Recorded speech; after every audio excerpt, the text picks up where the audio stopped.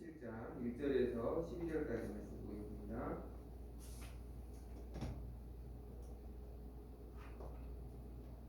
마태복음 17장 1절에서 12절까지 말씀입니다.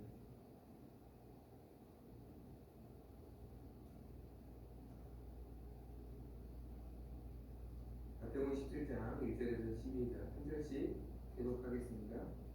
엿새 후에 예수께서 베드로와 야고보와 그 형제 요한을 데리시고 따로 높은 산에 올라가셨더니 그들 앞에서 변형되자 그 얼굴이 해같이 빛나며 옷이 빛과 같이 휘어졌더라. 그때 모세와 엘리야가 예수와 더불어 말하는 것을 그들에게 보이거늘 베드로가 예수께 여쭈어 이르되 주여 우리가 여기 있는 것이 좋사오니 만일 주께서 원하시면 내가 여기서 초막 셋을 짓되 하나는 주님을 위하여 하나는 모세를 위하여 하나는 엘리야를 위하여 하리이다.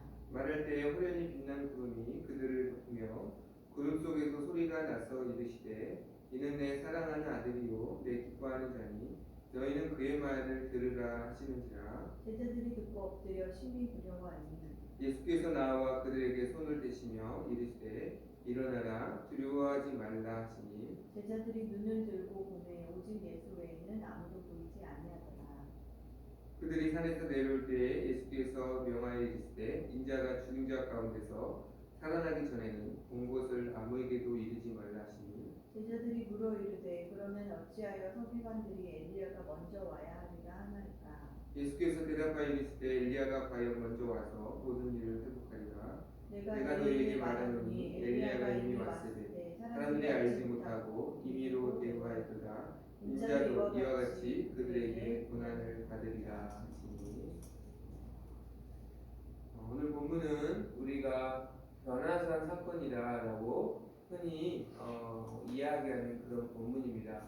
예수님께서 변화산이라는 곳에서 영광스럽게 변화하신 그 모습을 제자들에게 보여주신 사건입니다. 이 변화산 사건이 제자들에게 하나님 예수님은 어떠한 의도로 보여주셨는가, 또 이 변화산 사건이 또한 오늘날 예수님을 믿는 우리에게는 어떤 의미가 있는가, 이것을 좀 우리가 오늘 말씀을 통해서 살펴보기를 원합니다. 1절의 말씀 보면 엿새 후에 예수께서 베드로와 야고보와 그 형제 요한을 데리시고 따로 높은 산에 올라가셨다. 그러니까 이 세 명의 제자들을 데리시고 높은 산에 올라가셨다라는 거죠. 왜 예수님은 높은 산에 이 세 명의 제자들, 특별히 이 세 명의 제자들은 예수님의 12제자들 가운데에서도 가장 최측근, 그러니까 수제자들로 여겨지는 제자들입니다. 제자들 중에서도 가장 주님을 충성스럽게 따르는 자들이라고 볼 수 있죠. 이들을 데리고 따로 높은 산에 올라가신 이유를 보면 누가복음 9장에 동일한 사건을 기록하고 있는데, 누가복음 9장에 보면 기도하러 올라가셨다라고 말씀합니다. 그러니까 평소에 예수님이 한적한 곳에 가서 자주 기도하셨잖아요. 제자들과 기도하실 때도 자주 있었기 때문에 아마 제자들은 예수님이 평소와 같이 함께 기도하기를 원하시는구나, 그렇게 여기고 같이 가서 산에서 기도를 같이 하였습니다. 누가복음에 보면 기도를 하다가 제자들이 잠깐 잠이 들었던 것 같아요. 그러다가 문득 눈을 떠서 보니까 2절 보니까 예수님께서 그들 앞에서 변형이 되셨다. 어떻게 변형이 되셨나? 그 얼굴이 해같이 빛나며 옷이 빛과 같이 휘어졌더라, 이렇게 말씀합니다. 주님의 얼굴이 해같이 빛나셨고 그분의 옷이 빛과 같이 광채가 나타났다라는 것이죠. 마가복음에 보면 이 세상에서 빨래하는 자가 희게 할 수 있는 그것이 아니었다라고 말해요. 그러니까 단순히 깨끗하다를 하얗다를 뛰어넘는 이 세상에서 존재할 수 없는 빛으로 주님이 변화되셨다라고 말씀합니다. 그리고 후에 5절의 말씀을 보면 하늘에서 이런 음성이 들리죠. 이는 내 사랑하는 아들이요 내 기뻐하는 자다. 그렇죠? 그러니까 결국은 이렇게 변화되신 예수님의 모습은 실제로 예수님께서 하나님의 아들이시고 이 세상에 속한 분이 아니라 하나님께 속한 하늘에 속하신 하나님의 아들이심을 제자들에게 나타내신 것이죠. 뿐만이 아닙니다. 예수님만 영광스럽게 하나님의 하늘에서 영광의 자리에 앉으셨던 모습을 그대로 보여주실 뿐만 아니라 3절에 보니까 모세와 엘리야가 예수님과 함께 말하는 것을 제자들에게 나타나셨다라고 말합니다. 모세와 엘리야는 당시 이스라엘 백성들이 가장 존경하는 구약의 인물입니다. 그런데 이들이 지금 나타나서 예수님과 이야기하고 있는 거예요. 이 현상을 어떻게 이해해야 하는가?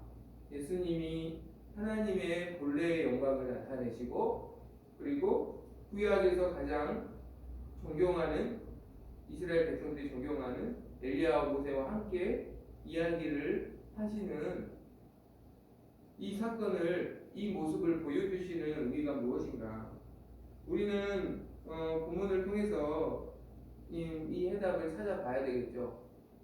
11장 1절에 보면 이 사건이 언제 일어났는지를 이야기합니다. 엿새우다라고 이야기하죠. 언제라고요? 엿새우. 그러니까 이 엿새 전에 사건과 연관이 있다는 거겠죠. 뿐만이 아니라 마가복음 9장에서도 이 사건이 엿새 후에 일어났다라고 말하고 누가복음 9장에서는 이 말씀을 하시고 8일쯤 후다라고 말해요. 그러니까 앞에서 예수님께서 하신 어떠한 말씀, 어떠한 사건과 연결되는 사건이라는 거예요. 변호사 사건이. 그렇기 때문에 이 변호사 사건이 일어났던 시기를 모든 복음서에서 이야기하고 있습니다. 이 엿새 전에 어떤 사건이 있었나요? 예수님께서 제자들에게 십자가의 죽으심과 부활을 말씀하셨잖아요. 그러니까 그 말씀과 오늘 변화산 사건은 같이 연결된 사건이라는 것을 알려주고 있는 거예요. 예수님께서 이 세상에 속한 분이 아니라 하늘에 속하신 하나님이심을 본래의 모습을 제자들에게 드러내신 이유는 예수님은 십자가의 죽음을 그 사망 권세를 능히 이기시는 하나님이심을 나타내신 것이죠. 또 예수님은 제자들에게 십자가에서 3일 만에 주님이 죽으실 것이고 다시 부활하실 것이라고 말씀하셨잖아요. 근데 제자들이 항변했어요. 그렇게 할 수는 없다고. 그 일이 일어나게 돼서는 안 된다고. 항변하고. 그래요? 부활이라는 의미를 제자들은 잘 이해하지 못했기 때문에. 예수님 십자가에서 죽으시면 다 끝인데 죽으면 끝 아닙니까? 죽으면 다 끝인데 어떻게 다시 살아나서 무엇을 구원하시겠다는 겁니까? 제자들은 다 그렇게 생각했어요. 죽으면 예수님이 살아 계셔야 뭐 구원을 하든 이스라엘을 뭐 돌보시든 그렇게 되는 거지. 예수님이 죽으시면 무슨 소용입니까? 그 일이 절대 일어나서는 안 됩니다라고 항변한 거죠. 그러나 구약의 인물인 모세와 엘리야가 부활하여 모세와 엘리야가 죽음으로 사라져버린 인물이 아니라는 것을 하나님 나라에서 부활하여 하나님과 함께 하고 있는 존재라는 것을 오늘 제자들에게 보여주면서 죽음이 끝이 아니고 정말로 예수님이 말씀하신 부활의 영광이 있고 그리고 영원한 생명의 영생이 있다라는 것을 예수님이 알려주시는 거예요. 제자들에게.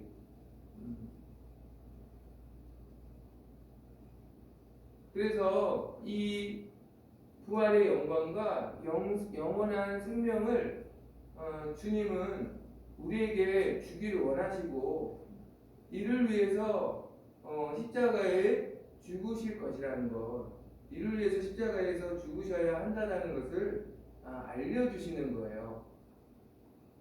모세와 엘리야와 함께 예수님이 대화하셨다라고 3절 말하잖아요.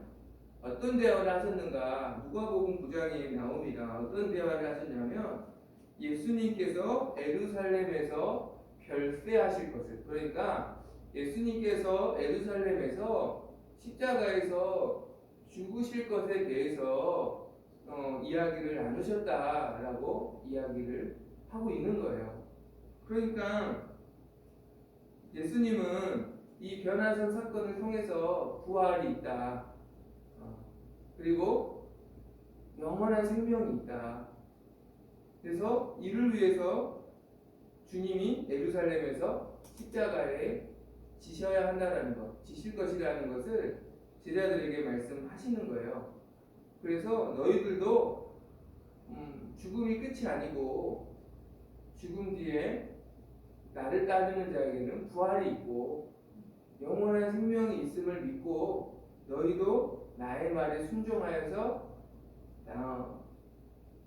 자기를 부인하고 예수님을 따라오라, 예수님 말을 들으라 라고 알려주시는 거죠. 그래서 5절에 보니까 너희는 내 기뻐하는 자니 너희는 그의 말을 들으라, 하나님께서 이렇게 말씀하시는 거예요. 말씀하시는 거예요. 예수님은 지극히 영광스러운 곳에서 변화산 아래에서 죽어가는 영원히 죽을 수밖에 없는 죄인들을 바라보면서 그들에게 부활의 영광과 영생을 그들이 얻기를 원하시며 그들을 바라보며 주님이 지실 십자가를 바라보고 계셨다는 거죠. 제자들에게도 너희도 이 영광을 보고 이 영광을 위해서 나와 함께 십자가를 함께 이 길을 걸어가자 라고 말씀해 주시는 거예요.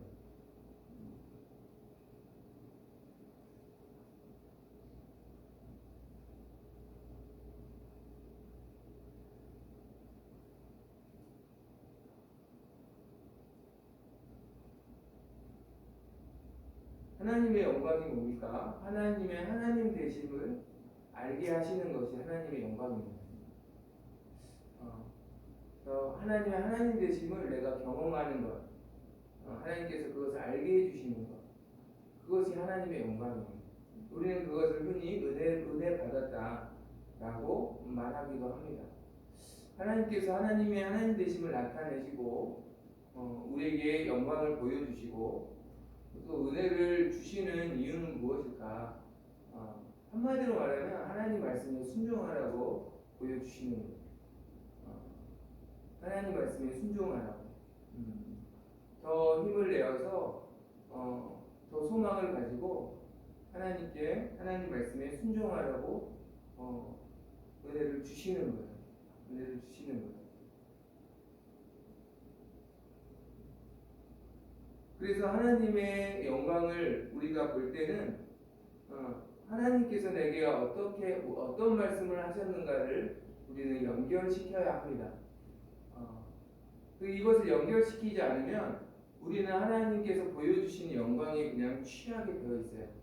영광에 취해서 거기에 그냥 안주하고 또 더 영광을 달라고 주님의 말씀을 따라 십자가를 바라보는 것이 아니라 내가 감당해야 할 십자가를 바라보는 것이 아니라 더 많은 영광을 내게 달라고 높은 곳을 더 바라보게 된다는 것이죠. 제자들도 오늘 마찬가지입니다. 이 하나님 예수님의 영광을 제자들은 그들이 받은 말씀과 연결시키지 못했어요.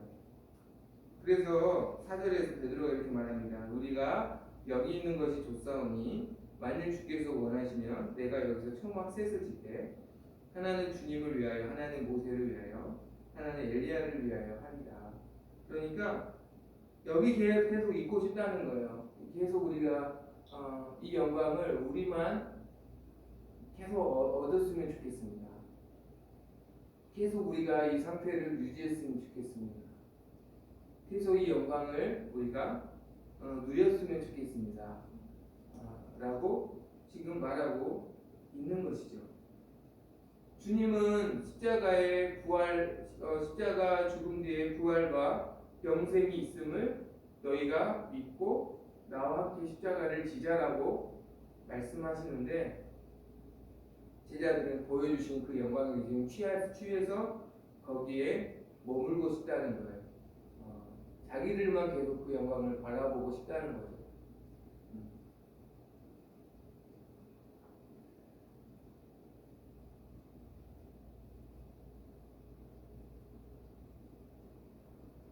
우리도 마찬가지입니다. 우리가 하나님께서 우리에게 어떤 은혜를 주시고 또 영광을 주실 때 내게 주신 말씀과 연결시키지 않으면 우리도 그 영광에 취할 수밖에 없다는 거예요. 그래서 거기에 그냥 안주하게 되고 오히려 더 높은 곳을, 주님은 그 영광을 보여주시면서 십자가를 지라고 말씀하시는데, 낮은 곳을 향하라고 말씀하시는데, 우리는 영광에 취하면 더 높은 곳, 더 그 자리에 머물기를 원하게 된다는 것이죠.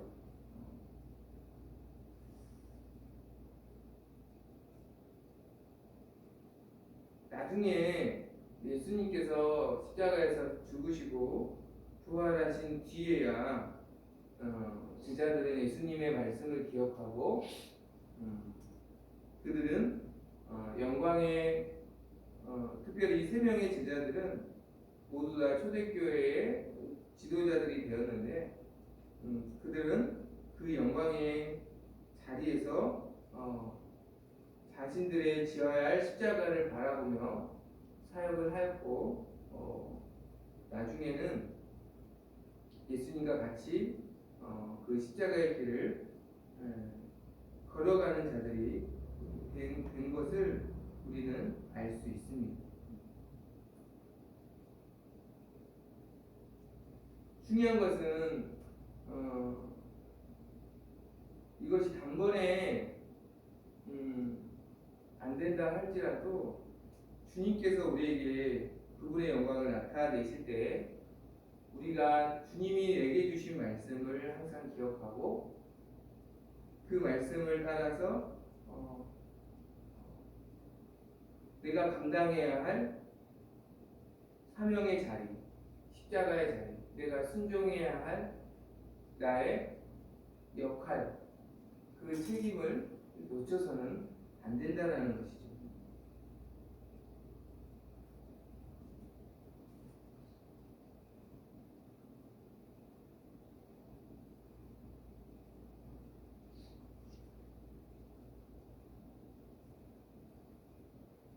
영광의 자리에서 주님께서 십자가를 바라보셨듯이 우리도 하나님의 영광을 보여주실 때 그 영광의 자리에서 예수님의 말씀을 따라 내가 져야 할 십자가를 바라보아야 한다는 것입니다. 우리의 시선은 더 낮은 곳을 항상 향해야 한다는 것입니다. 그것이 하나님의 영광을 바라보는 자의 모습이라는 것을 우리에게 말씀하고 있습니다. 하나님의 영광을 보여주시는데 내가 더 높은 곳을 바라보고 있다면 아직도 내가 하나님의 뜻을 다 알지 못하고 이해하지 못하고 있다는 것입니다. 그것은 어떻게 보면 하나님의 사랑과 세상과 전혀 구별이 없는 모습일 수 있다라는 것을 우리에게 말씀해주고 있는 것입니다.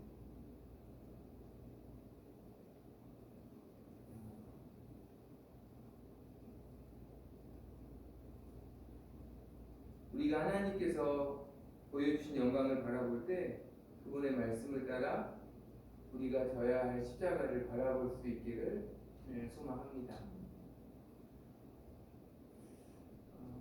베드로는 예수님을 위해서 초막을 짓고 또 엘리야와 모세를 위해서도 초막을 짓겠다라고 말합니다. 그 말이 끝나자마자 하나님께서 이런 말씀을 하시죠. 이는 내 사랑하는 아들이요 내 기뻐하는 자니 너희는 그의 말을 들으라. 하늘의 음성을 듣고 제자들이 너무 두려워서 엎드렸더니 예수님께서 제자들을 위로하시고 두려워하지 말라라고 하시고 그 말씀을 듣고 제자들이 다시 눈을 들었을 때 오직 예수님 외에는 아무도 보이지 않았다라고 말씀합니다. 누가복음 9장을 보면 오직 예수만 보이더라라고 말해요. 이 보이더라는 말이 수동태입니다. 그러니까 하나님께서 예수만 보이게 하신 거예요. 이렇게 하신 이유는 무엇일까요? 누가 하나님의 아들이라는 거죠? 예수님만이 하나님의 아들이라는 거예요. 예수님만이 하나님을 기쁘시게 하는 자라는 거죠. 하나님께서 모세와 엘리야를 제자들에게 함께 보여주신 이유는 예수님의 말씀처럼 부활의 영광이 있다는 것을 알려주기 위함이에요. 또 예수님만이 구원자이심을 더욱더 모세와 엘리야를 통해서 나타내 보여주시기 위함이에요. 모세는 누굽니까?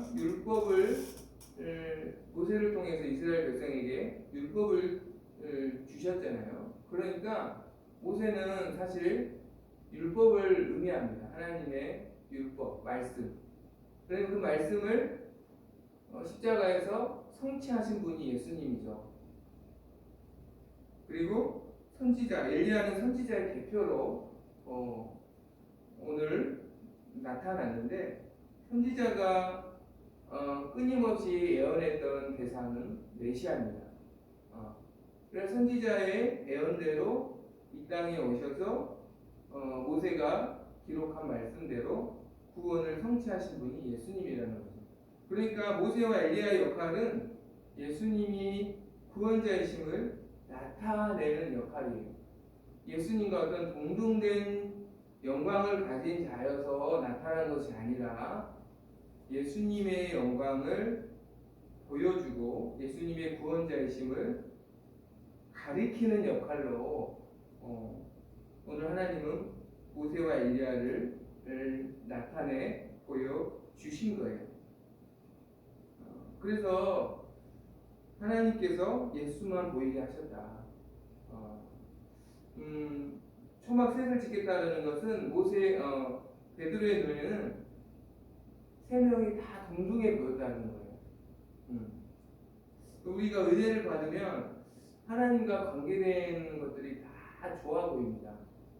그게 나쁘다라는 의미가 아니에요. 그게 잘못됐다는 의미가 아니라 중요한 것은 다 좋아 보이더라도 예수님과 나란히 할 수 있는 것은 아무것도 없어야 한다는 거예요. 그러니까 예수님만이 목적이고 예수님만이 우리에게 소망이 되어야 하고 그 외에는 그분을 향해 나아가는 도구와 수단이 되어야 한다는 거예요. 그래서 우리의 시선이 항상 예수님께 향하여야 한다는 것입니다. 그러나 예수님과 나란히 무엇인가를 동등하게 우리가 여기게 될 때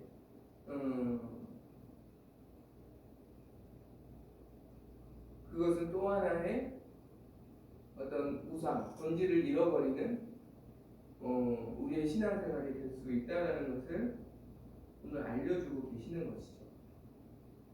예수만 보이게 하셨더라.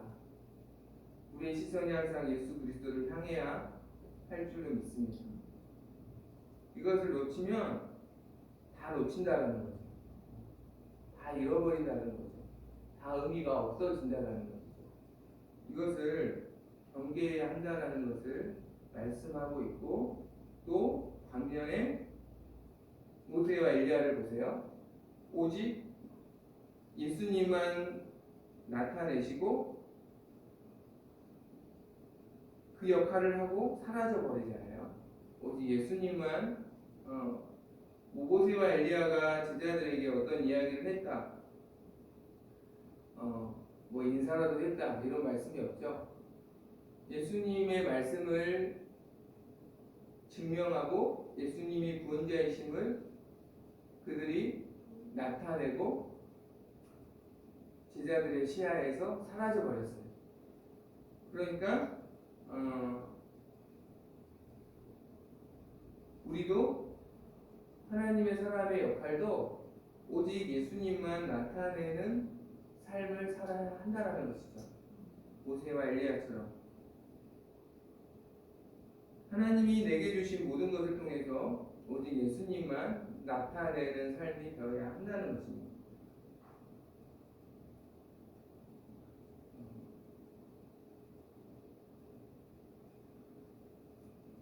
그런 생각을 많이 합니다. 신앙생활을 너무 잘하려고 하지 말아라.